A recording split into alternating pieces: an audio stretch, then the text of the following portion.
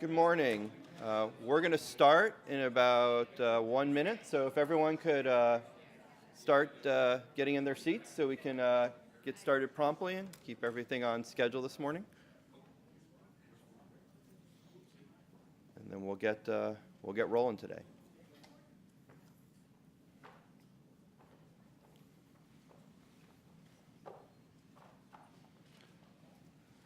Okay. All right. I think we'll get ready to get started. Good morning, everybody. I am Don Rosen. I'm the Director of Records Management Oversight and Reporting in the Office of Chief Records Officer, and happy to welcome you to our first BRIDG meeting of 2017, and on this beautiful fall morning. So we're happy you all could be here. Hope you're able to join us at the 9 o'clock meet and greet this morning for coffee and informal networking with your colleagues and other NARA staff.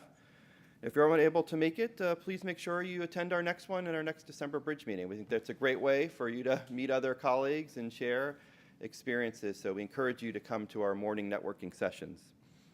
So we do have a great agenda this morning, but before we do, I do have a few administrative items I wanted to discuss. One, after this meeting, at 1 o'clock in the Jefferson Room, appraisal teams 2 and 4 are co-hosting a meet and greet session for agencies on their teams. There will be representatives from other NARA units, and your FRC account representative will be in attendance. So if you have any questions or you just wish to get acquainted, so again, that'll be at 1 o'clock in the Jefferson Room. Also, a special event I wanted to call to your attention if you are not familiar with it. On November 7th, the National Security Agency / Central Security Services and NARA are presenting on NSA's implementation of a capstone approach, with focus on policy development and approval of NSA's Form NA1005. That meeting is to be held right here in McGowan, and registration, though, is required. So our very own Sean Curry is the point of contact for registration, and his email is sean.curry@nara.gov. So again, that event is on November 7th, right here in McGowan, on capstone implementation. So we encourage you to attend. If you're interested, if you've not signed up, there are still slots available, and that is on November 7th. November 7th, and that'll be at... November, it's on the 17th? I'm sorry, November 7th. Maggie, is that the 17th? I believe you're right, November 17th. Thank you for the correction. Okay. So that'll be November 17th. Again, if you're interested in registering, sean.curry@nara.gov. So, mark that on your calendars. Yes, it's the 17th. Okay, confirmed, it is the 17th. Okay. A couple other things. This is our calendar for our BRIDG meetings for the fiscal year coming up. As you can see, our next one will be February 14th. We have a December one. Oh, we have a December one, and then those are the ones beyond that. So go ahead and look ahead to that. If you have any questions, we are broadcasting this via our YouTube channel. Or you can also send questions to rm.communications@nara.gov, and Shannon here is monitoring that. So if there's any questions come in. I'd also ask if you have any questions or comments during the program, please remember to identify yourself by name and agency before speaking. And also please wait for the microphone so we can make sure everyone can hear you. So some of the ground rules we're going to follow for today. So our program. First, yours truly, along with Evangela Wimbush-Jeffrey, we're going to talk a little bit about our records management oversight and reporting program, give you some updates of what we're doing this year. And then John McElvoy is going to talk about some ARCIS updates. And then Gary Raufus, our Director of Records Management Training, is going to give a program update. And finally, Matt Itzen is going to talk about ERA and the 2017 annual move. So we have a really good agenda this morning, and we're glad you're all here. So with that, let's get started. And I happen to also be doing double duty, so I am first up. And what I wanted to do this morning was to give a little bit of updates on where we are with the Records Management Oversight and Reporting Program. The last time I presented, one of the things I talked about was we were continuing to build out our oversight and reporting program, adding new staff, building it out. Ultimately, our goal was to have 3 teams, 2 oversight teams, and 1 team that's focused on systems. So we're happy to say we have 2 teams in place. We have we call our Oversight Team 1 that's led by Cindy Smolovic out of our office in Fort Worth, and many of you know Cindy from the RMSA and other activities. And our second team, we call our Oversight Team 2, is led by Evangela Wimbush-Jeffrey, who's right down here in the front row. So if those who don't know Evangela, please say hello. And her team and some of her staff is here as well. And I should also point out that we have staff not only here in the College Park, Washington area, but all across the country. We have staff in Denver, Fort Worth, Atlanta, St. Louis, helping us as we do oversight and reporting activities. And one of the big initiatives also for this year is to build out what we call our systems team that allow us to go out to agencies and do system audits. So we're actively working on to staff up that program. So the big thing I want to talk about is, first is reporting for 2016. We've already been getting a lot of questions about when is the reporting deadline. So I'm going to announce that right now. So drum roll, please. It's going to be January 9th through March 17th of next year, giving you a little later than the past. A couple reasons why we're moving it to the beginning of the second quarter. One, we wanted to move beyond the M1218 email deadline, give you a chance to move past that to 2016 deadline. Also, we know with the administration change, a lot of activities going on for everybody. And we also have an SAO meeting in December. We're going to be talking about reporting, so we thought we would move it to early January. I think that will be hopefully be a better time frame for everybody. So this is our planned time frame right after coming back from the holidays, and then we'll go in and give you a good 2 months to get the reporting done. So that is our reporting period for our activities. And what are we going to be asking this year? And I'm going to talk about each one a little bit. Again, we'll be doing the senior agency official report, as we've done in the past. Second, we will be doing the records management self-assessment, as we have done for the last 6 years now. Almost 7. And then finally, one new reporting activity will be a federal email management report, and I'll talk about that in a minute. So the first one I'll mention is the SAO report. Everyone hopefully is familiar with that. It's going to look very similar to what it has in the past. We're going to talk about, again, the M1218 goals and targets, focusing obviously on the 2016 email and also on the 2019 goal. There'll be a couple other questions in there related to A130. Again, as we've done in the past, we will post them on our website when we'll be sending out templates in Word and PDF formats ahead of time. We're still in the process of finalizing a lot of these reports, getting them through senior management, but this is generally where we think we'll be in them. And we'll, of course, share it prior. I'll probably take the December BRIDG meeting as another opportunity to probably show you the template and walk through it in greater detail. Right now, I just want to give you a heads up of where we're going. So that's the SAO report. Again, we're going to be posting them on our websites. Last year, this is what it looked like. Those reports are all up there. We thought that worked out really well. We got a lot of good feedback on that. They're all up there now. If you want to see what other agencies were doing, working towards these directive goals, that's all available to you. And that's the link where it is on our site. The other report, which this is the new one, which right now we're calling our email management report. So as everybody knows, the email deadline, the directive, is fast approaching. It's hard to believe. It's been 4 years since that directive came out in August of 2012, where we said by December 31st, 2016, agencies need to be managing all email electronically. So as we've been saying, I think I mentioned at the last couple meetings that we're going to be asking questions about that. We're doing a separate data call using our success criteria. So we are working on finalizing this template. We'll be asking you questions related to how you met the goal. It's going to look very similar to some of the questions that are in the success criteria mapping. Did you meet, do you have systems in place? Do you have access, as you be able to access the email, a disposition, and policies? Do you have those 4 things in place? Essentially, we'll be asking those questions. And then we're going to take the information as well and also post those to our website. So we're in the process of finalizing that template. We're looking at potentially doing a maturity model type scoring for that. So what we'll probably do is we'll take a deeper dive into that once we get it all finalized, maybe do a webinar, a separate session. So we'll make sure that everyone's fully aware of what this template will look like and how to use it. We'll likely use our Qualtrics tool that we've used for the RMSA in the past, so it should look familiar. But we do want to be able to kind of pull out and show how agencies were meeting the 2016 email goal. Finally, the records management self-assessment, again, we will be doing again this year. It'll be very similar to last year. Again, we'll use Qualtrics. Who will be doing it? Again, agency records officers and the RMSA respondent, whoever you designate. Focal points, again, will be very similar to last year. We'll always try to keep the core questions consistent. We might have a few follow-up questions on oversight, disposition, electronic records. There will likely be some new unscored questions in there as well. We're looking at adding metadata, for example, might be a topic we ask on this year if we put some new policies out. And we'll publish it as soon as we get it completed. This past year, we actually got the RMSA out. This is the quickest we ever did. We got it over the summer. We, again, try to be pretty aggressive in getting it out as quickly as we can so it doesn't become a lagging indicator for us. So, and the one thing I should point out, which we're really proud of, is that we have 100% compliance last year with the RMSA for the first time, and we're really hoping we get 100% again. So we're looking forward to seeing that.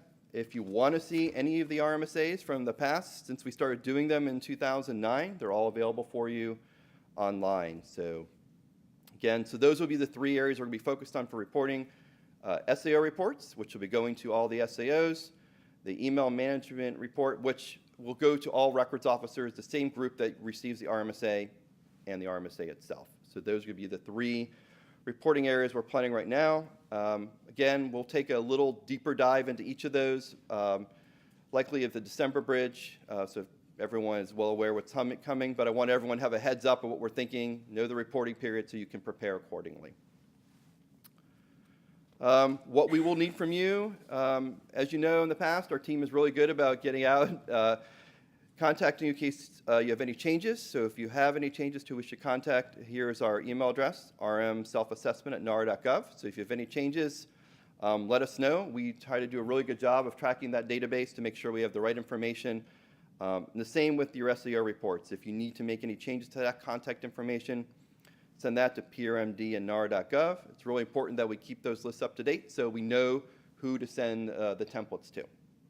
So again, if you have any questions, you can certainly send it to either one of these mailboxes and we'll get back to you. Our staff is here and ready to help you as you go through the reporting period. Just quickly want to touch on some other activities we're doing in our program.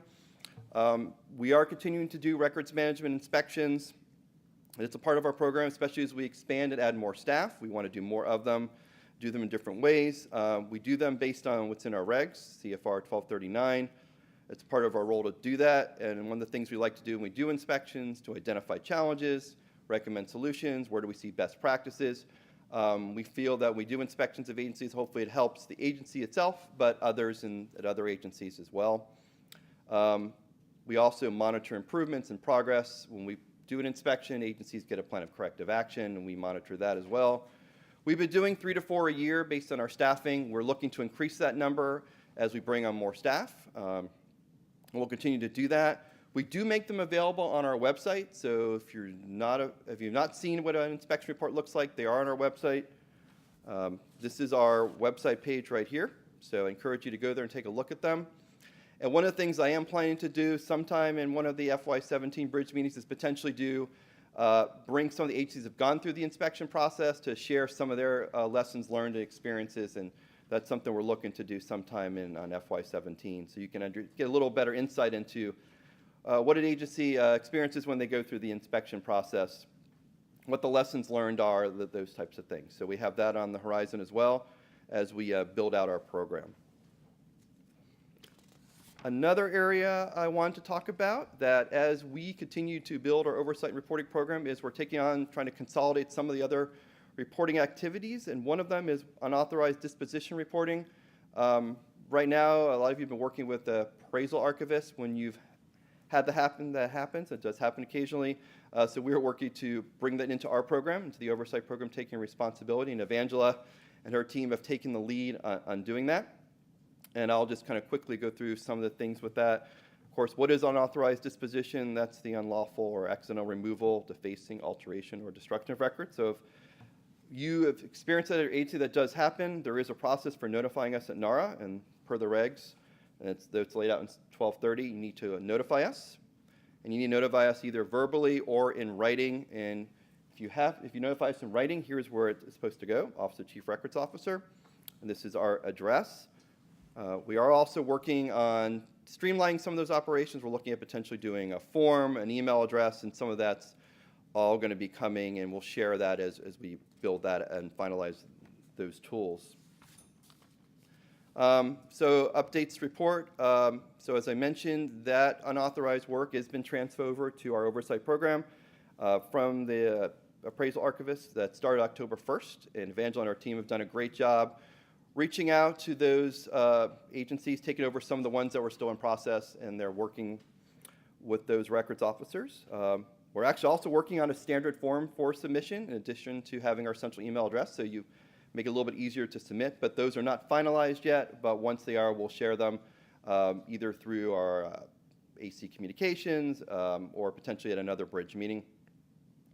What will remain the same, agencies, you'll continue to receive a status report from their appraisal archivist on a monthly basis, so we're working on that will stay the same.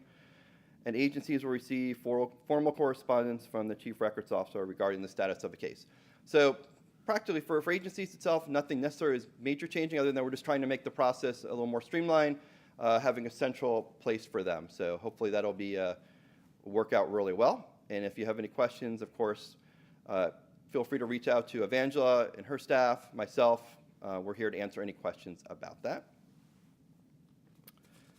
And these are our contact information. Feel free to contact or email us or call me at any time with any questions about any of our reporting activities. We're here to help. And with that, I'm here to answer any questions. Evangela is here as well if you have any questions about unauthorized or the reporting deadlines. It's like Rich is going to be, Noble will be the first one up. Rich, Noble, Nora. I think Angela's numbers, isn't Angela's number supposed to be 837? Oh, Okay. Thank you. Okay. Yes, we will correct that. Thank you. Evangela's number should be 837-0730. Thank you, Rich. Otherwise, all come to me. Other questions we can answer about reporting or what we're planning to do? Are there any questions via the chat, Shannon?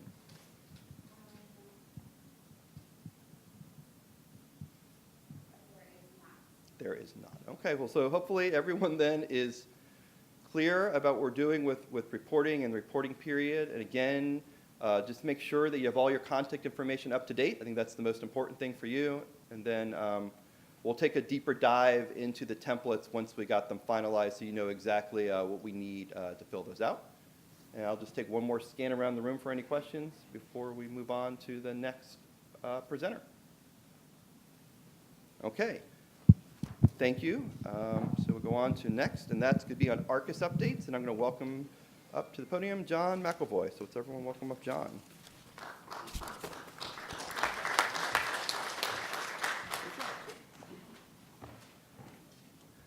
Good morning. We're going to have some fun today. As most of you know, I really enjoy the customer service aspect of my job, so I really enjoy coming down to BRIDG and doing the meet and greet with you before we start the actual presentation. I do think we need to improve our food game up there, though. Maybe that'll bring more people in droves. Now, Don, before I stepped up here, said that I could take as long as I want today. So I thought instead of doing my presentation, I thought maybe I'll revert back to the old 4-hour training session. What do you think? Good idea? No? Okay. All right. Well, it is good to be here. So I want to talk to you about the year of deployments. We had a record year. We deployed 51 agencies. That's a record.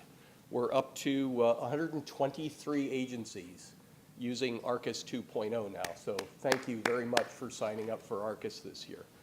However, still 52 agencies out there that haven't bitten the bullet and stepped over the line and stood up. And I think a lot of people in this room will attest to the fact that it's a relatively easy process. And of the 52 agencies that still have not deployed, those are categorized, as we call them, level 1 agencies. They're very small agencies, one record group, one charge account. Probably all of your holdings are unclassified standard storage, and perhaps you have holdings in 2 or 3 record centers. Not that much to go on in terms of access control. So it's very, very easy for you to get deployed. All I really need is the name and email address of your super administrators, and I can get you fired up on this thing in about a week. Now, another aspect of this, and I think that there almost everybody in this room is, who's watched the ARCIS training videos? Show of hands. Quite a few. Great. I think for those in the audience who've not yet deployed ARCIS 2.0, that the group that just raised their hands will attest to the fact that there is absolutely nothing finer than spending a nice, cozy Friday night with a fire in the fireplace and a bucket of popcorn and firing up the ARCIS training videos and enjoying 2.5 hours of me talking about ARCIS. Wouldn't you agree? Good stuff. Okay, so anyway, so we really need to get the rest of the agencies on board. So, and the next topic that might be a little bit of a cattle prod for you is the surcharges.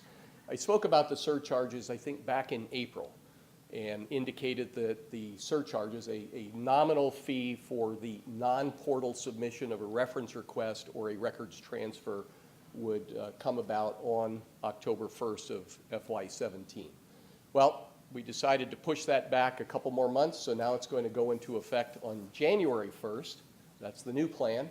So again, for those of you that have deployed, that's great. Your next move is to declare that you are portal only, and the best bet to do that is to contact me.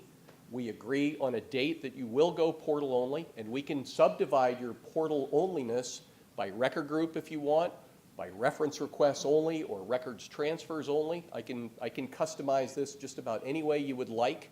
All I need from you is a date that you want to do this, how you want to do it, and to whom the record centers should respond if they get a rogue OF11 or a rogue records transfer or SF135, so we know who to send it on to so they can get that person set up with an account in ARCIS and they can do it online. For those of you that haven't deployed, the surcharges are coming. You need to get deployed first before you can go portal only. And then we'll start actually moving into the electronic age. And then I can finally say goodbye to doing deployments. And now I can just administer to the super administrators. So again, very easy. Beat the rush. Contact me. Best way to reach me is via email. I have a question. All right. Yeah.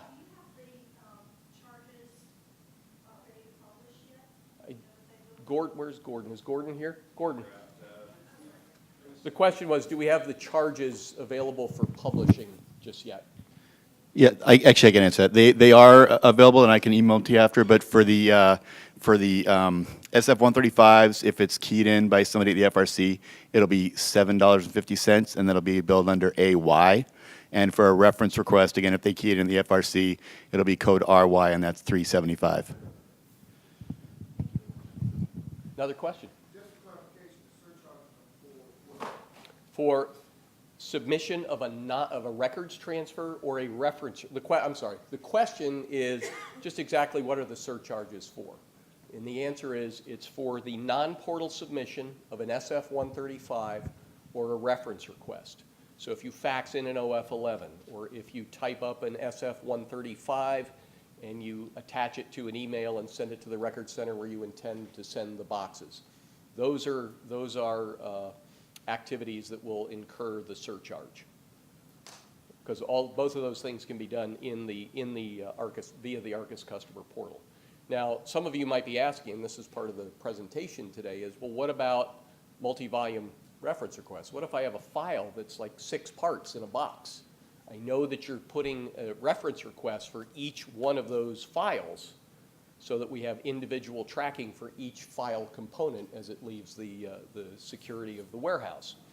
Not to worry, if you submit that request for a file via the ARCIS customer portal and we have to go in and key the additional reference requests for those additional files, there's no surcharge for those, okay? But pretty soon, you're going to see something that I think you'll like, multi-volume reference requests. But first, the major portal announcements and enhancements for FY17. Sorry, no reports yet. I'm working on it. I promise, by the time I retire, somehow, some way, I'm going to convince people that we can get reports through the customer portal for you, because I know that would be a big help for all of our agencies. But for now, and I think you're really going to like this, and I talked a little bit about it in April, and there will be more information coming in December. We have the Communications and Disposal Modules, or CMDM for short. This is where you're going to be able to approve or decline disposal, not accessioning, disposal activity via the customer portal. Of course, you have to be on board with ARCIS 2.0. There's another incentive to get deployed. But with that, and we're going to start off slowly, is the communications module. So when we create disposal actions in the and send them to you via the customer portal, you're also going to get a follow-up email that says, hello, you have disposal notifications in the customer portal that you need to attend to. There will be other status changes that will also generate emails. A lot of you have been requesting that for a long, long time. Later on, we hope to roll that out so that when a record center approves a transfer that you've submitted through the portal, bang, you'll get an email that says, hey, we approved your transfer, here's the transfer number, finish up packing the boxes and contact the record center so you can get them sent off to the facility. One of the other nice things about CMDM is you can do it one by one or in lots. I believe the criteria to create a set or a lot of disposition notifications in the portal is record group, of course, security classification, disposition authority, and I think I forget, there's one more in there. But what that can do then is it creates a lot of similar disposal notifications for you so that if you want to, you could take a cursory look at all of them, click approve the lot, and boom, you've just knocked out 50 disposal notifications all at once. Or you can go through and do it one by one, up to you. The second portal enhancement that's coming this year, it's actually ready to go. I just need to record the training video for it, and then we'll get it released to the masses, is multi-volume reference requests. And for all those years that I was going out around the DC area and other parts of the country doing my famous 4-hour road show of ARCIS training, many of you advise me how difficult it is to go in, and I have to order 35 of 50 boxes, and I have to order box number 1, then copy it, then change the container number and submit it, then copy it and order box 3, and on and on. We fix that for you. You're going to be able to do that via the customer portal pretty soon, where you can either order boxes, multiple boxes from a transfer, or you could order multiple files from the same transfer. You can't do both at once. You have to order boxes or just files. But I'm going to show you some slides that will probably be very hard for you to see, but you can look them up on the presentation once we get it posted to archives.gov later and check it out. So that's a good thing. So let's talk about CMDM. Again, and I touched on this back in April, we're going through a big change in how we process disposal now.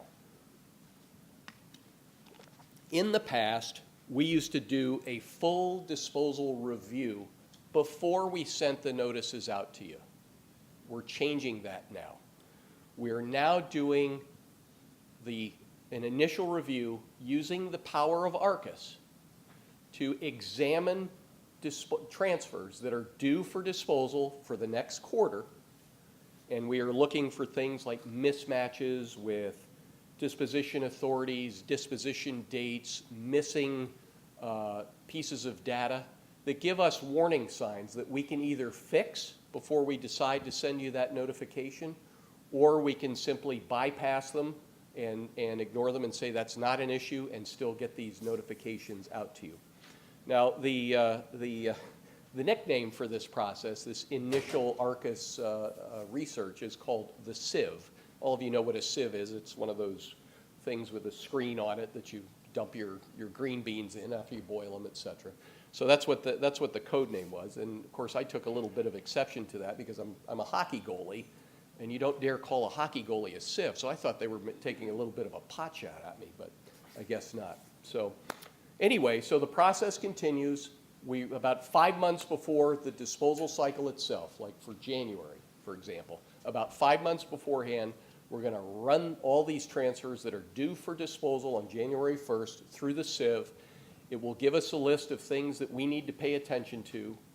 We'll make corrections, we'll make decisions on those things, and then ultimately we will post those to you via the customer portal once we get on board with deploying CMDM later in the year. And I'm going to talk about the rollout schedule later.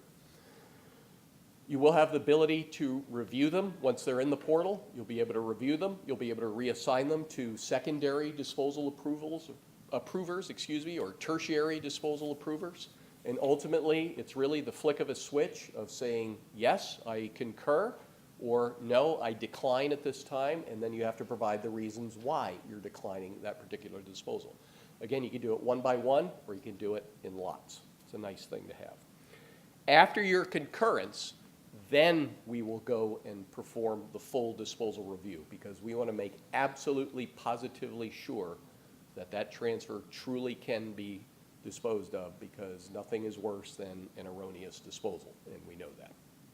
So here's how the rollout schedule is going to work. And the way I'm presenting this is by disposal cycle, because as we know, October, January, April, and July 1st are disposal cycle dates, right? Okay. So here's what's going to happen. For the April 1st cycle, all of the notices across all the FRCs will have gone through this Arcus-born disposal review cycle, okay? The notices will be sent as is on or about January 1st for the April 1st cycle. Now, when I say we're sending the disposal notices as is, however you've been getting them in the past is how you're going to get them again. However, NARA and the Department of Labor and possibly the Navy, we haven't confirmed that yet, are going to test this in what we call our QA environment. And they're going to play with it. In fact, we have a meeting with that group next week to start talking about the pilot program and how we think it's going to work. So they're going to test it to make sure it works via the customer portal, but in a QA environment. Now for the July 1st cycle, again, all the notices now are going to start going through the sieve, as we call it, or the Arcus re-engineered review process. And again, those notices will be sent out to you on or about April 1st for the July cycle. But this time, the National Archives and the Department of Labor are going to process their disposal notices through the portal itself and really test the functionality of it. And we hope it all goes well. But here's the big one. For a year from now, for the October 1st cycle, if you're deployed on Arcus 2.0, you can sign up. And we'll give more information about that at the December bridge. You can sign up for disposal in the portal. Now what that means is during late June, I'm going to get very busy and I'm going to assign all the super administrators who said, yes, we want to do disposal in the portal. I'm going to assign those capabilities to those super administrators, and then they can farm those out to other users of the customer portal. But again, you must be deployed on Arcus 2.0. That's very important. And here's another important piece. You must agree that all disposal will be concurred or declined via the portal. We can't send notices, paper notices to this particular office, spreadsheets to that office, while another office approves or declines via the customer portal. It's all got to be done by the portal. That's an agreement. That's something you'll have to agree with. Again, I'm going to go back in the studio and create some more of my world-famous Arcus training videos on how the CMDM module works. And then on or about July 1st, you'll receive disposal, if you've signed up, you'll receive your disposal notices through the portal, and you can concur and decline as you see fit. How's that sound? Sound pretty good? All right. I know it's going to be kind of hard to see. I wanted to give you a couple of snapshots of what the CMDM looks like in the portal. As you can see up at the top left, you can approve, you can reassign, you can approve in lots. You have a reassignment in lots if you so choose, and then of course you have the agency-wide view to look at all disposal notices for your entire agency if you so choose.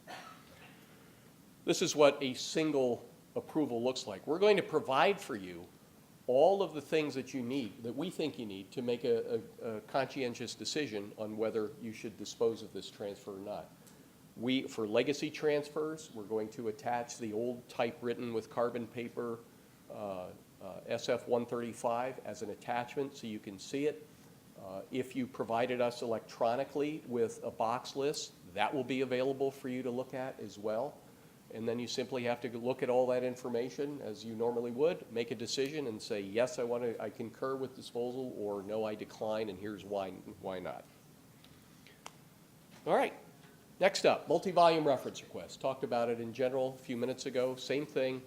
You can either order multiple boxes from a transfer or multiple files from a transfer. You can't do both at the same time.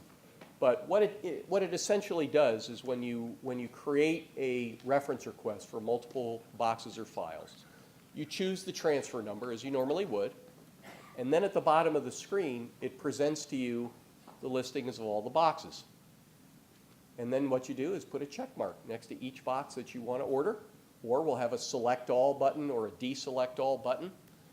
You make your decisions, and then you process the reference request. And the nice thing is, it will generate an ARCUS reference request transaction number, that famous ARR1 number, for each and every box or each and every file that you choose to order through multi-volume reference requests.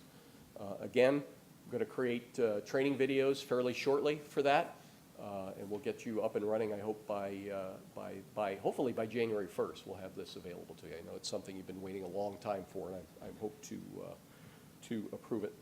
The one decision that we haven't made yet is whether or not we're going to assign this as a separate capability. For those of you in the room who are user administrators in ARCUS 2.0, you know there's reference request 1, create, and then the 2 views in reference request 2 and 3. I'm not sure if we're going to add this as a 4th capability or just give it out as an option when you go into reference request create, or you can have create single, or you can create multi-volume all in one shot. So I'm not sure what we're going to do with that yet, but we're going to talk about it pretty soon. Not much to show here on this slide, but as you can see with multi-volume reference requests, it's called create lot. You would click on it, and here's an example after I've selected a records transfer number, what the screen looks like. And then down at the bottom, now you can see your box listing. So now you can put check marks in those boxes and order however many boxes you want. If you need to order all 2,000 boxes from a records transfer, click select all and submit, and you're done. So that's multi-volume reference requests. So that's it. I'm sure we're going to have some other good things coming up in the portal. Again, I promise one of these days we'll get reports for you.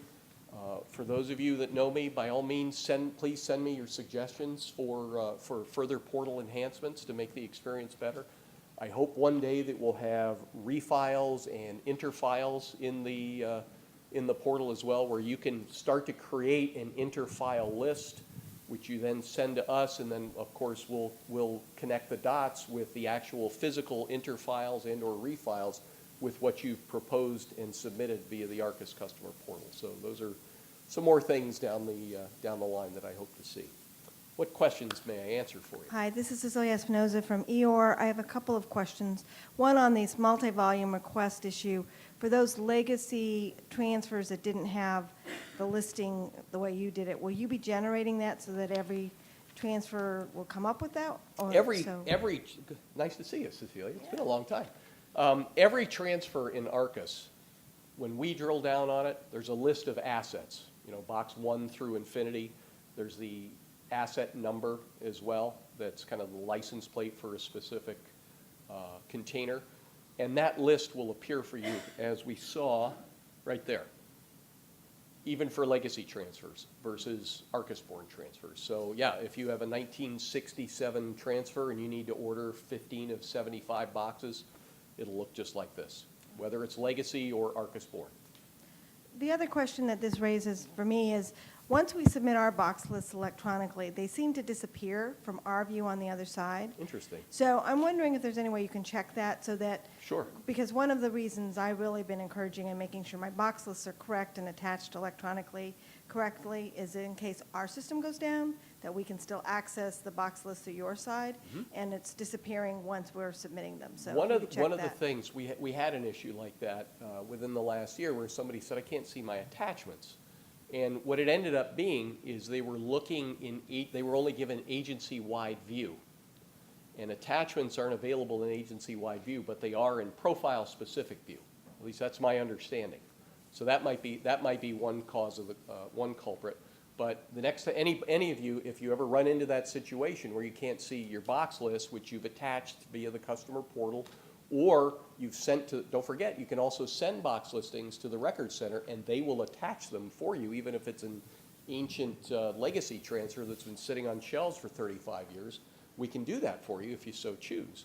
But if you run into a situation where you can't see the attachments, that's the time to contact me, and I can take a look at it for you. Be happy to do it. Hi, John. I'm Andrea from the Philadelphia Record Center. Hello, Andrea. Hi. I have a question about the disposal notices, and I was wondering if you could tell me, would the records officer or whoever has the authority to approve the disposals be able to share the view of that disposal notice with people out in the field? Oftentimes, they require some sort of concurrence from somebody out in the field before they'll approve the disposal notices. Sure. Well, one of the nice things, and let me go back to that slide. Here. On the left, you'll see the reassign capability. So initially, from what I understand, all disposal notices are going to go to a single point of contact if you sign up for this to start. Later on, we'll start figuring out how we can farm them out to different entities. So they'll come into the initial person. That person, probably, let's say it's the super administrator, will also be able to give this disposal review capability to others who use the Arcus customer portal. So much like in records transfers where you can reassign approver from one person to another, you're going to be able to reassign a disposition or a disposal notice to another person who has this capability, and they're the ones that can click the yes or no if they so choose. And you can use the comments field similarly as you do with records transfers to say, I've reviewed this, I'm good with it, your turn. Reassign it to that person, and maybe that's the second link in the chain that will ultimately say, yes, I concur with that disposal. Thank you. You're welcome. And similarly with agency-wide view. So if you're given agency-wide view, you'll be able to see all disposal notices for the entire agency. Hi, John. Maurice King, Department Maurice. of Navy Records Office. Hey, standing by. We want to help out with that. I know. We're working Really on it. excited about it. Hey, I guess to piggyback on what the young lady said here, in my particular instance, it's great that there will be a capability for it to come to me and then I pass it down, okay? But I would think when I send it to my echelon folks to get their concurrence, I want to do that first, Okay. and then I give final approval. All right. Because, sure, I'm managing the overall program, but Sure. it's their particular records. NAVC, for example.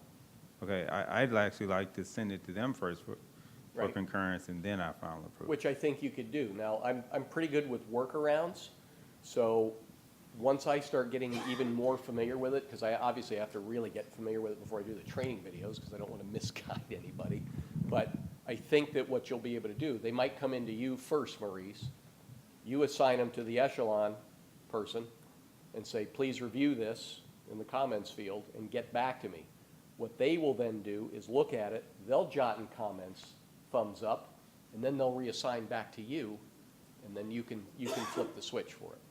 Something along those lines. I mean, there's going to be a myriad of, every agency has its own ways and means of doing things, and it's always been hard for us to build a system that will satisfy every single need that every single agency wants to have, but hopefully with some of the workarounds that I can think up, we'll be able to satisfy that requirement for you. Hi, John. Allen Tui, Secret Service. Will the old legacy notifications be in the system, ones that have not been answered on? Yes. For the I mean, disposal for portal? disposal? Right, and, Oh, yeah. and they'll have the inventory listings and everything with those Well, notifications? we may not have the inventory listings if one wasn't given. Well, that's, But yeah, certainly the that's old a given. Yeah, original you're correct, 135 yes.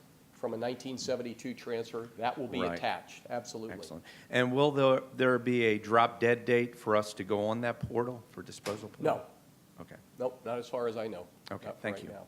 I mean, well, I shouldn't say no, but for the foreseeable future, no. Eventually, yeah, we want everybody to just use the portal, please. But such a deadline hasn't been set yet. Good question. How about in the internet world? We do have one question through the YouTube chat. It's from Mark Hamilton with the African Development Foundation. He says, ADF is a micro agency with only a few holdings that are expiring quickly. Do we fall off your list if we have no holdings? Say again, do they? He says, do we fall off your list if they have no holdings? So, Well, I had one agency like that, and when I was going through gauging what agencies were going to be level 1 or level 2, slightly more complex, or level 3.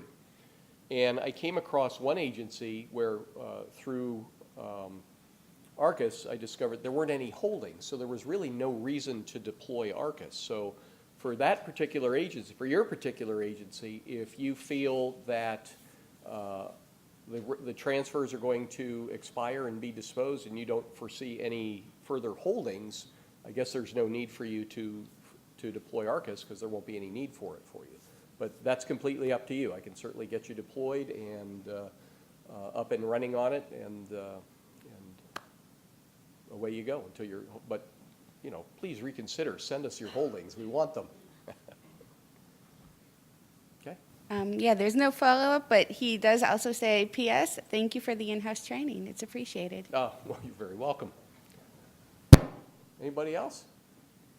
Did I see a hand raised? No? All right. Well, again, my pleasure. Thank you very much for having me today. Turn it back over to Don.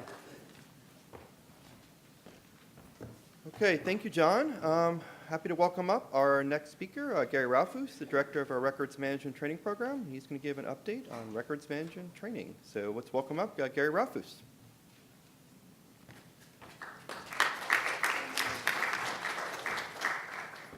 Good morning, everyone. I feel like I get to talk to you once or twice a year to let you know what we're doing and hopefully get feedback throughout the year from you on how we can better meet your needs for training. So I wanted to start out this morning by kind of letting you know where are we at on this future model that we have for thinking about how we're going to do the certificates of federal records management training. So I presented this to you last year. We've started our work here. I will tell you it's gone a little slower than we had anticipated. And you'll see the reason for that coming up in the next slide. But so we are still viable with this 3-tiered model that we'll be moving to down the road.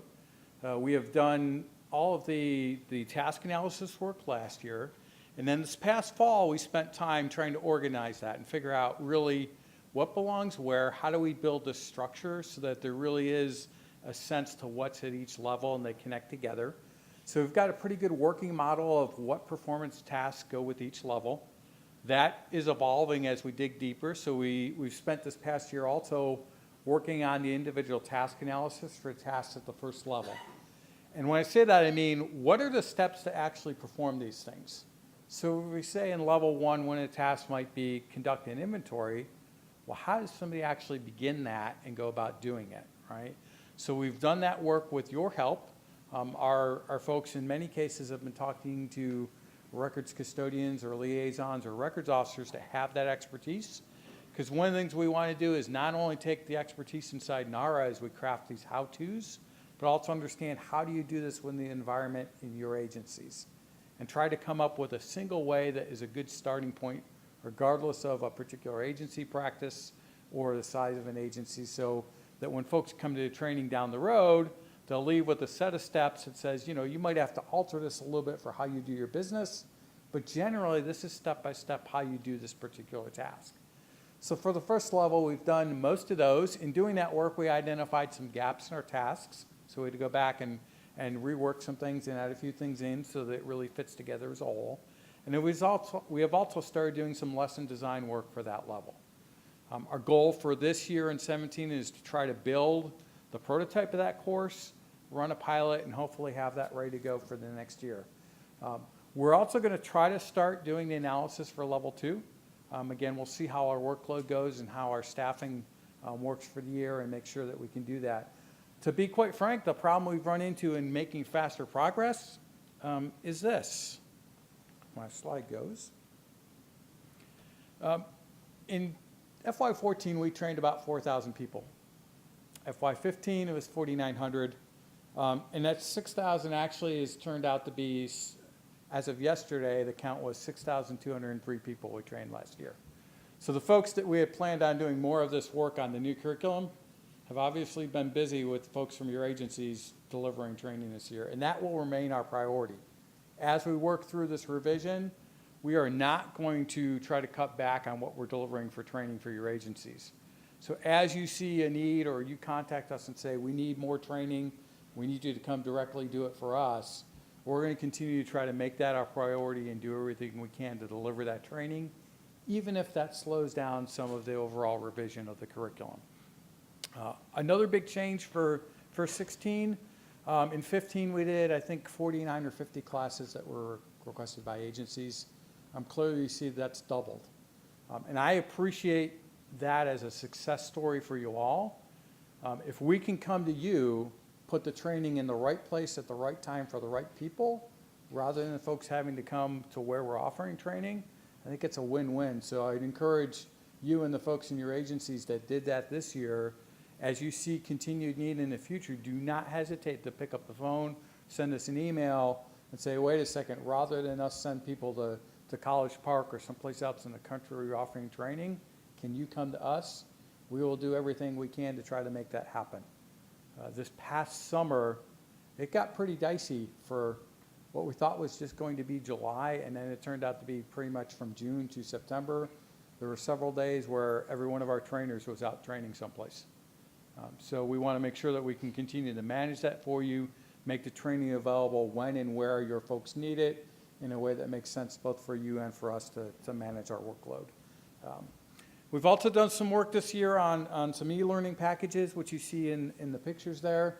On our learning management website, ahead of the login, so anyone can get to it, we still have training available for the capstone verification form.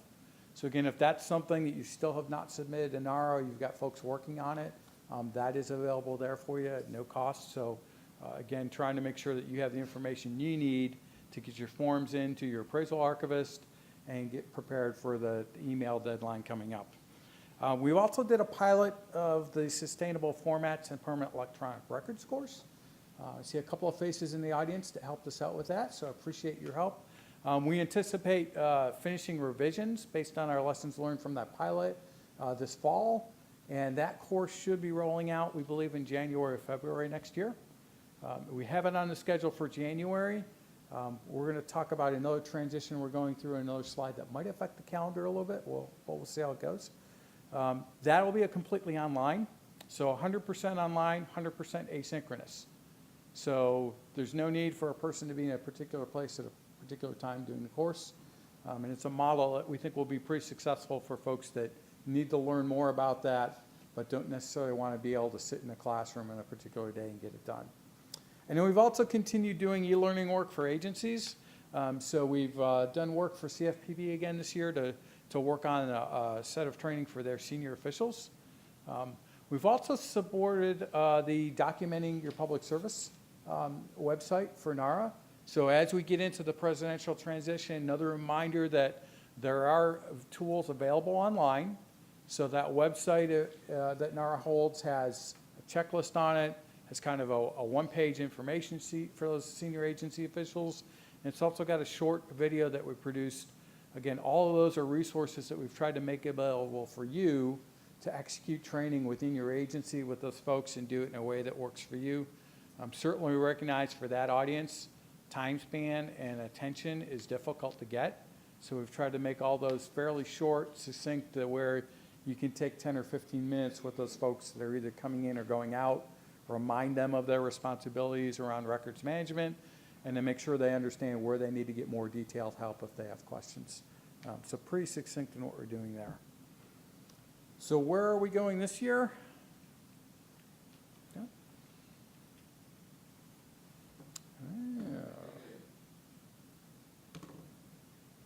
Let's see if we can get back here. So we continue to try to take our best guess every year at where do you all need training. So this gives you a general idea of what we have planned for the fiscal year. Some of this is based, again, on our historical data that we have that tells us, where is there a large enough federal population that there's normally an audience that needs training. And then we'll continue to add through this throughout the year. So a location that actually isn't depicted on here, we started training in Baltimore today for Social Security Administration that contacted us last month and said, can you come to us rather than us coming here? So again, if you have a nexus of people in a particular place, by all means, let us know. We've also already started conversations with the Department of Commerce to potentially offer some classes in one of their facilities in Alexandria.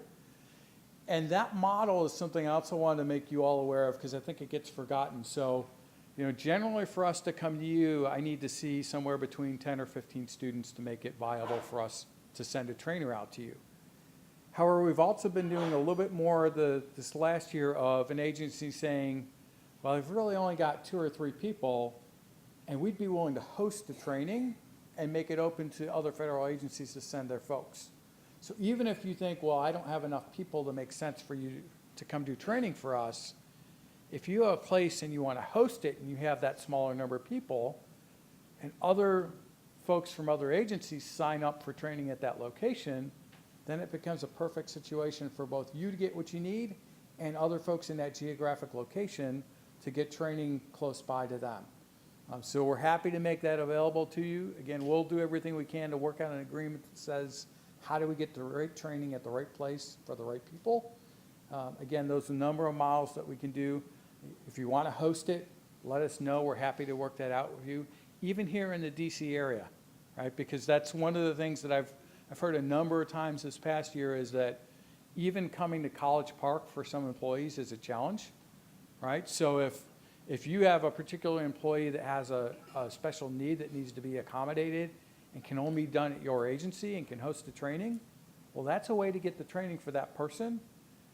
And generally, my assumption is going to be from what I hear from our students is if they could attend their training somewhere in the DC area, Northern Virginia, rather than coming to College Park, there's a lot of people that would be more convenient for anyhow. So there's a number of ways that we can work with you to figure out how to get you training at your location in a way that makes sense for you, and then it becomes cost effective for us to make sure that we can cover the cost of training for our trainers. Got a question? Absolutely, sir. Good morning. I'm Dwayne Jones from VBA. And based upon the information that you depicted on the previous slide as far as those locations, would NARA be amenable to be able to do something similar as far as coming to a location, but also base it upon time zones? And what I mean by that is because of the fact that we have facilities that are throughout the nation, East Coast, West Coast, Midwest, things of that nature. But would the forum need to be a face-to-face type deal, or would you be amenable as well to do a virtual opportunity to be able to capture those individuals within that specific time zone? Absolutely, great question. Thank you for that. So one of the things we're doing this week with Social Security is we have a few of our folks that are connecting via link to their training facility. It's not a model that we have a lot of experience with. We do a little bit of this occasionally. Our courses are not really set up to do that as well as we would like. So we look at those on a case-by-case basis. In terms of the face-to-face training, which is what most of our classes are, if the concern really is, can we alter what the training day looks like to account for people in being different time zones, we're happy to work with you and figure out what does that mean for you and try to make it work. Our online class is pretty easy. If we're going to deliver something completely online, we have already configured that way. We can definitely look at what's the right time of day to get to the right place around the world, not just in the U.S., to make sure people can attend that training. Did that answer your question? Yes, it does. Thank you. Thank you. Yeah. Okay. So again, sustainable formats should be coming out in January. And it was a perfect question because one of the things we're going to do this year is the Basic Records Operations course and the Vital Business Information course. We already offer 100% online. Those are configured into 4 web conferencing sessions, 90 minutes a week, over the course of 4 weeks. So we've scheduled one of these in February at, I believe our Eastern time zone is like 1 a.m. Essentially what we've heard from some of our folks, particularly in the Department of Defense, is that you have folks overseas that could benefit from the training, but we never offer it during their workday. So we tried to look at what time for us would make it available potentially both at a reasonable time in the Pacific and in Europe. We hope we've stumbled upon that, but we'll see how this goes. And one of our trainers was kind enough to sign up and say, yeah, I'd be willing to do this in the middle of the night to make training available to those audiences. So again, for your agencies, if you have people overseas in kind of the extreme time zones compared to the US, that's at least in our initial attempt to try to figure out, is this something that makes sense for you? Please continue to get that feedback to me about what do you need if there are folks in those regions, right? A couple of years ago in the Pacific, we had trainers go both to Japan and Korea based on a need there. But it's pretty obvious that over time, you're not going to have a large body of people sometimes in those areas, but you still need to have a few people that need to get trained. Right now, this is our best mechanism to do that. As we get the entire curriculum redesigned and make more things available online, hopefully we'll be able to put the majority of our courses available online in a way that you have an option to get that training regardless of where you are in the world and what time zone you're in. But again, we'll be looking for your feedback this year to see, does this make sense for you? Does it work well? And also, if you have those folks overseas, to get the word out to them, because this will be one of those things where if you don't look at our calendar carefully, it's going to go right by you, and you may not actually recognize that, well, wait a second, they're offering training at a time that actually fits my normal workday, even though it looks on our calendar like it's strange because it's often going to show up in East Coast time. We'll also be doing a new evaluation form for the courses this year. So one of our projects last year is we had a small team that really stepped back and looked at some research that's come out fairly recently on how can we get better feedback from our students in a way that helps us do better improvements to the courses over time. So we'll be running a pilot of that here this month, and then once that form goes through the process for OMB approval, we anticipate rolling that out hopefully early next calendar year across all of our courses. Again, our goal with that is really to say, your students come to us expecting great training. We want to make sure that the feedback we are getting is meaningful enough that we then know what to change. We last year, prior to that, we spent 6 months looking at 3 years worth of our data from course evaluations. And although we found some things in there that we could act on, a lot of the data was so conflicting that we recognized that what we were getting was not going to help us make the courses better in the long run. So we tried to go back to some recent research that's come out and say, how can we help the students do a better job telling us the right things so that we can then make the courses better? And then hopefully that will work out better for us in the long run. And then probably the most important thing coming in the near future for you all is we are going to transition to a new learning management system. The timeline for that is very much up in the air, but I can tell you it's going to be fairly soon. So we have a new vendor on board and are working through the configuration of the new system. And as we do that, we're trying to nail down the timelines for cutting over from our current learning management system to the new one.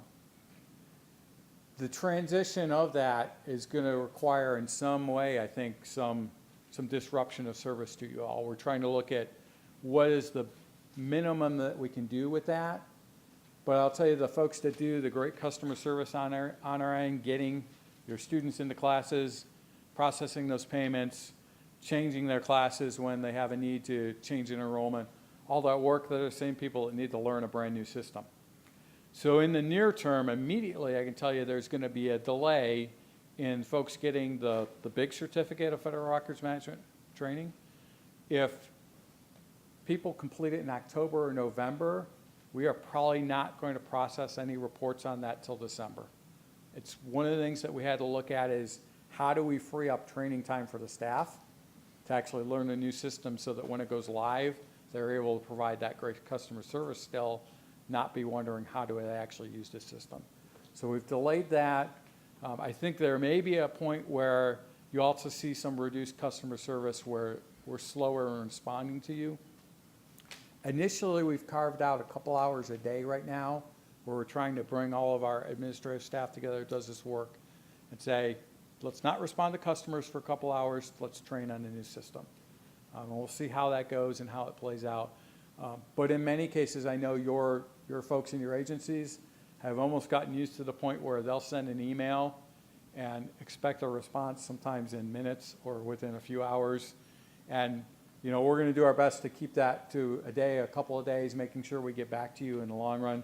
But there are going to be periods where it may feel like, wait a second, I'm not getting that response as quick as I got used to, because our folks have gotten really good at, and sometimes turning around responses in minutes or very quickly. So look for that. If it becomes a disruption to you, I would tell you, contact me directly, let me know, because I want to make sure that we're trying to balance the need here with the continuation of providing you great service, but also making sure that we don't stress our staff to the point where, they can't feel good about providing service and trying to learn a new system at the same time. So I'll worry about trying to keep those balanced, and if it becomes a problem for you all, send me a note, let me know what you're not getting, so that I can look at what we're doing and rebalance how we're managing our time through there. So again, a couple links here for you in case you need more information on training program. We didn't do a lot of new YouTube videos last year, just a few. We'll continue to work on that. It's another thing we'll be transitioning this year and looking at how we do those and how we make sure that we're purposeful and getting good information posted there for you. So with that, any questions that you have about training, what we're doing, where we're going, or in general?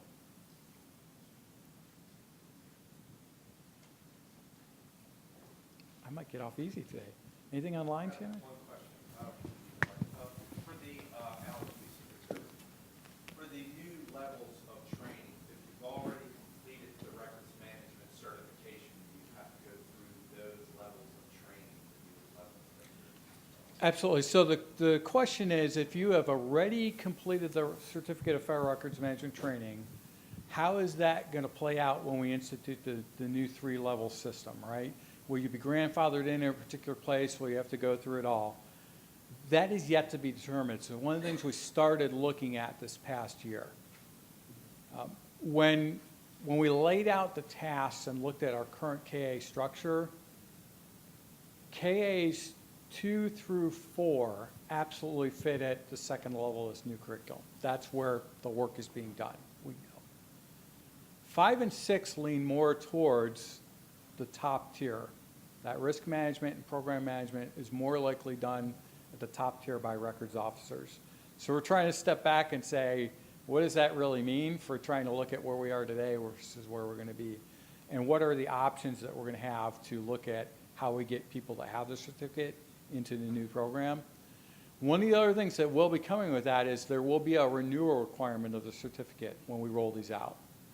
So, one of the things we are thinking about is, do we need to even worry about it initially, or do we just say everybody that's got an existing certificate, here's the level you're going to be at, and 3 years from now when we would issue a renewal for that being 3 years old, that's where you then hit and need to do something. And what that something is going to be is also very much up in the air. Could be there's some refresher course, it might just be a test, it might be something like many professional organizations do with an equivalency of activities that are proven to show you've kept your knowledge up to date. So all those are options on the table that we're continuing to think about and then look at what makes sense for what we can feasibly manage on our end and provide you as many options about how that's going to happen so that you can choose the option that works best for you. Shannon, do we have one online? Well, we had Lynette Crosby at CMS ask for the specific URL to the documenting your public service link. Is it up there? It is not. It is so not. Bear So- with me. Let me go find it because I Right. do not know it. Honestly, the easiest way to pull it up is to just Google documenting your public service NARA, and it's the very first hit when it comes up. And if it doesn't come up quickly, we'll leave it at that for today. But let's see.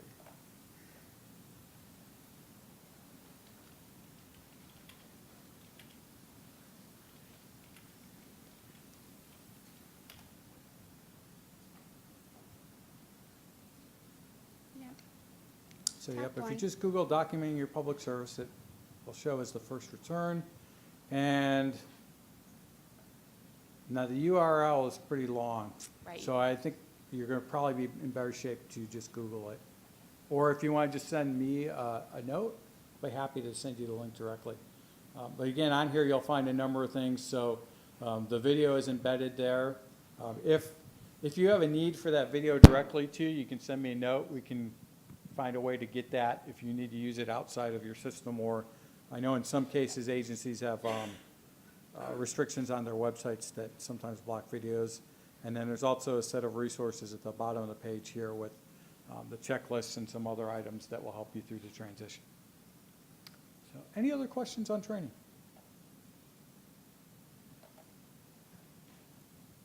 All right, well, thank you very much.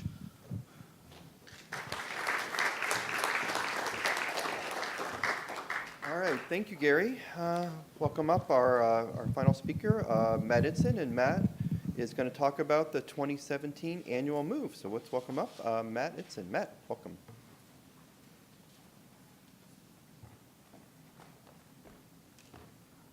Hi, I'm back again to talk about the 2017 annual move.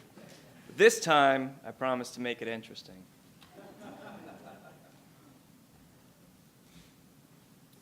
This is July launch by Al Warden. Blast off, fast off, sky clear, launch here, speed up, straight up, lights flash, controls thrash, vibrations, palpitations, a fragile link, just here to think, this wasn't intended, becoming extended. Stop, stop, stages drop, on we soar, engines roar, smoother ride, vacuum outside, horizon in view, launch phase is through. Thank you. A little bit different. So on October 1st, I had the pleasure of celebrating two major milestones in my life. The first was my retirement from the Army Reserves, and the second was the successful load of over 8,000 transfers for the 2017 annual move in ERA. Work actually began on the 2017 annual move on October of 2015, when our process started by looking at the upcoming legacy disposition authorities and ensuring they were entered into ERA. As far as I'm concerned, though, the majority of the work happened in the last couple of months. The creation of draft TRs in ERA represents the accumulation of a tremendous amount of effort and a too-long coordination between agency services, research services, and many other components within the National Archives. Each year, records to move are identified and corresponding record schedules are entered or verified in ERA so that transfer requests can be created and linked to the appropriate schedules. Appropriate information about record schedules also gets updated in ARCIS from ERA. Once this is done, agencies, archival units, and FRC staff review ARCIS data and the records to confirm the accuracy of the ARCIS data. Each year, transfer data is extracted from ARCIS for validation, mapping, and transformation into the proper base authority standards, and data is put into a spreadsheet. The spreadsheet is used to transform data into ERA base, transfer requests, and loaded into ERA. But it gets worse. What I'll show you on the next slide is just a quick look behind the scenes of what it takes to make this happen. And it's October, so I want to show you something really scary, okay? Okay, so this crazy map is basically how the data about the annual move moves around through our various systems within NARA. And as you can see, most of the dashed lines are a manual process. Hopefully that wasn't too scary. So why am I telling you all this? And it's because I want you to understand the level of complexity and effort it takes to get this data loaded into ERA. And if nothing else, I acutely realize that there's a level of complexity on your side as well to get into the system, to find your transfers, to get them submitted amongst everything else that needs to be done. But I think it's worth doing, and I want to tell you why. Our mission at NARA is to provide public access to federal government records in our custody and control. Public access to government records strengthens democracy, allowing Americans to claim their rights of citizenship, hold their government accountable, and understand their history so that they can participate more effectively in their government. This mission cannot be accomplished without your help. Our ability to preserve permanent records that are valuable to our nation starts with you and your work as records professionals throughout the federal government. So I just want to take this moment and thank you for that work. What I think is lost in translation, and when we generally speak about the process of the annual move, is any relationship to real records. So I didn't intend on reading the astronaut Al Worden's poem as an analogy of how difficult it is to load records into this data into ERA. I read it because it's a real record from the 2017 annual move. It's a promotional film of him reading some of his poetry. It's going to be part of a transfer from the NASA Ames research facility in California that, fingers crossed, we're going to accession this coming spring. And this year I was able to comb through some of the data looking for a few nuggets to tell you about, such as transfer from the Peace Corps, historical files from the 1990s celebrating their 30th anniversary, or from the Agriculture Service documenting bilateral agreements between the United States and the government of the Russian Federation for the Russian food aid program. A transfer from the National Park Service dating from the 1980s, a culture and natural resource management program for the planning records of the Appalachian Trail. Foreign Claims Settlements Commission of the U.S., documenting Vietnam conflict, civilian internee, and POW claims files. A transfer consisting of computations of gravity meter surveys with a date range of January 1884 to December 1967. A 1970 space NASA film devoted to the study of developing a space colony. Photographs from the Bureau of Mines dating back to 1918. Film scripts from the Defense Information Agency from the 1950s. So this year, we were able to load 8,473 transfers requests, which represents 87,000 cubic feet of records for 165 agencies.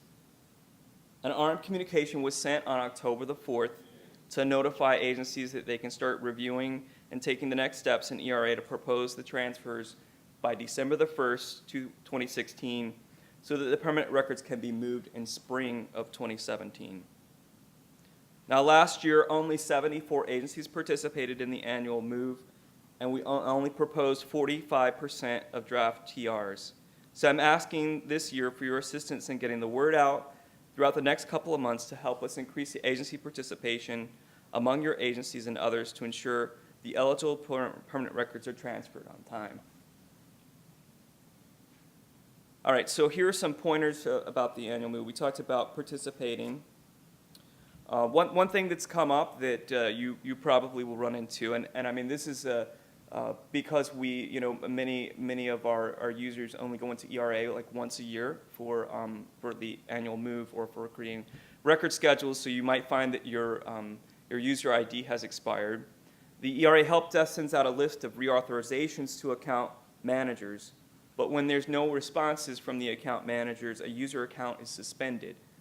So if your account is suspended, if you try to log into ERA, you find out your account is suspended. This happened recently, and so this could be your situation. Please contact your agency account manager for ERA, who can contact NARA and verify you reactivate your account. So you've not been deleted, you just temporarily suspended.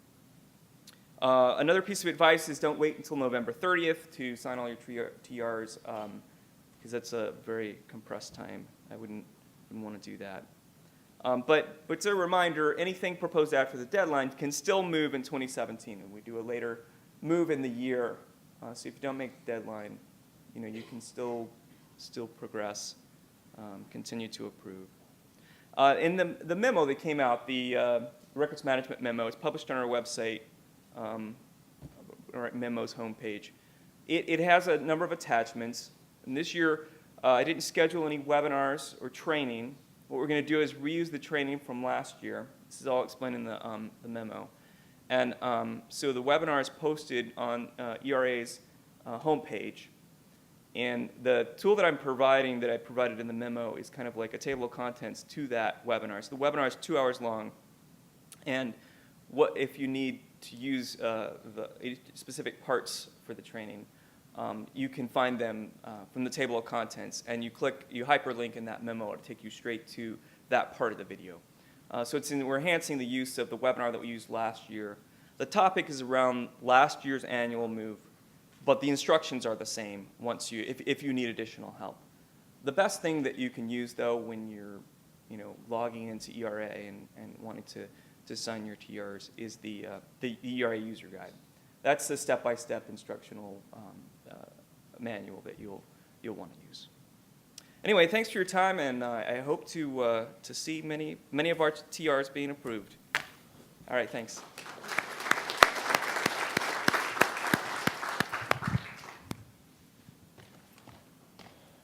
All right, thank you, Matt.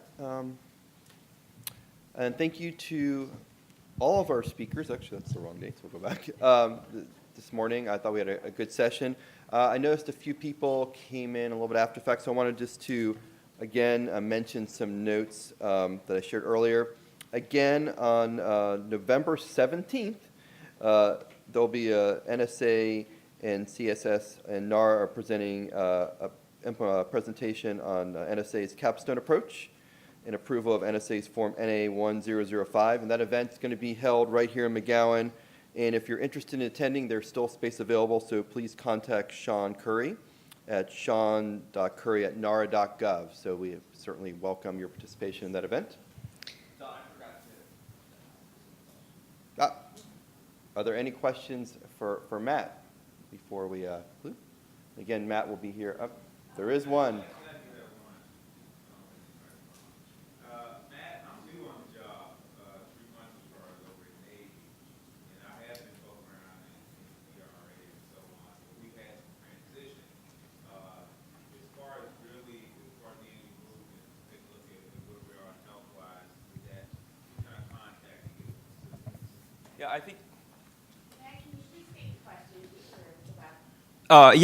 So new records officer within the Navy. Who do you contact to get more additional help? And actually, reach out to me. But the best way is for our email, which is annualmove@nara.gov, and we can certainly work through all the training and what you need. Give you some help to get through that. Navy's going to have a lot of transfers that we will need to look at. Other questions for Matt? So Don was just talking about the NSA meeting, and we've had a couple of questions online about that too. For anyone who wants to go back and reference the memo, it was our last one of 2016, so it's AC 40 2016. To check in your email, it went out September 29th. And Sean Curry's email is sean.curry@nara.gov. Thank you, Shannon. Appreciate that. So again, there's that event. Also, once again, we'd welcome you to join us for the meet and greet with Appraisal Team 2 and 4 at 1 o'clock in the Jefferson Room. So we're wrapping up a little bit early here, but you have time to go out and get lunch and come back and join us at 1 o'clock for the meet and greet. Again, there'll be representatives from NARA units and your FRC account rep. Our next bridge meeting will be December 14th. Shannon, what is our date for that? It's not August 16th, so. I believe it is December 13th will be our next bridge event, so we welcome you all back then. And with that, we'll adjourn this meeting, and everyone have a great afternoon. So thank you all for attending today.